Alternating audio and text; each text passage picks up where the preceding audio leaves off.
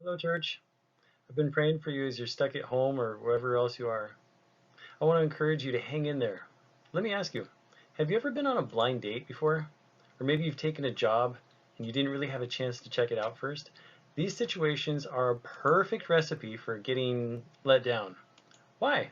Well, because we develop expectations about people and things that may or may not be as we hoped. Today we'll see some people who had expectations for the Messiah that were not met. What will they do? I'm going to pick up in Matthew chapter 16.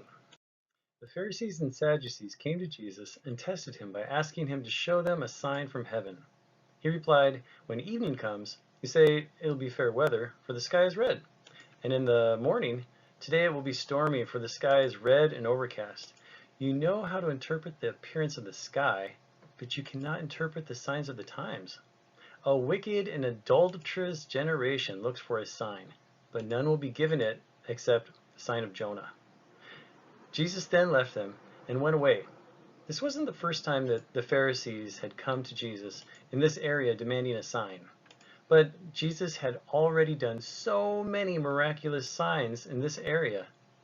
Earlier, when they demanded a sign, he explained what he meant by the sign of the prophet Jonah. He said, "Jonah was 3 days and 3 nights in the belly of a huge fish. So the Son of Man will be 3 days and 3 nights in the heart of the earth." It's like he's saying, more signs are not what you need. You need to stop refusing the evidence of the signs you've already seen. The Messiah does not meet your expectations, so what needs to change? God's solution or your expectations? Next, Jesus got back in the boat with the disciples, and let's take a look at what happens next. When they went across the lake, the disciples forgot to take bread. "Be careful," Jesus said to them. "Be on your guard against the yeast of the Pharisees and the Sadducees."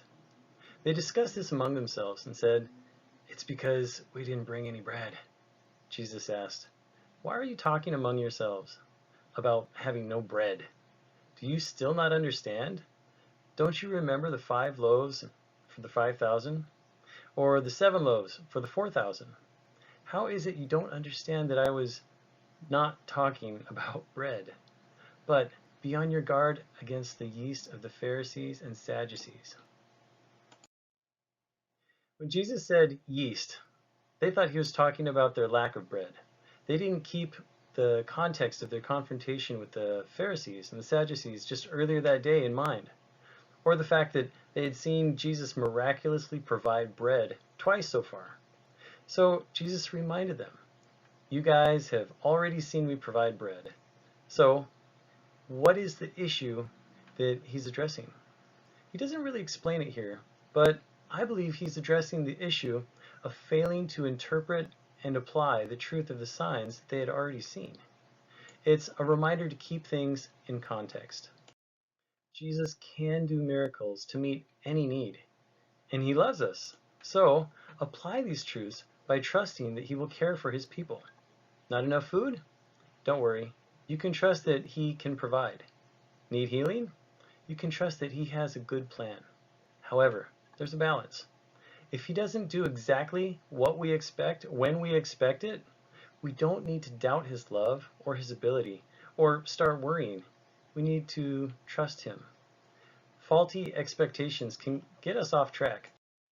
The Pharisees and Sadducees had a problem. They were not willing to accept that Jesus is from God because he did not meet all their expectations. But where did their expectations come from? They had developed many of their own expectations of what the Messiah would be like based on their oral traditions. These are things that had been added over the years but weren't in the Bible. We can't rightly expect God to follow our traditions that we make and then justify our disappointment when he doesn't keep our traditions. That's just not reasonable. We need to base our expectations on God's word. Do we ever have expectations about God that aren't met? Perhaps we need to adjust our expectations by aligning them with the Bible. I know people with health issues, so let me ask, what about the need for healing? Is it reasonable to expect that God can heal us? Well, yes, God can heal. I've seen him heal. However, by looking at the Bible, it's also reasonable to expect that He has a good plan that I can't understand from my limited perspective, which may or may not include healing at this time, or even in this lifetime. Can we trust God to know when to use His power?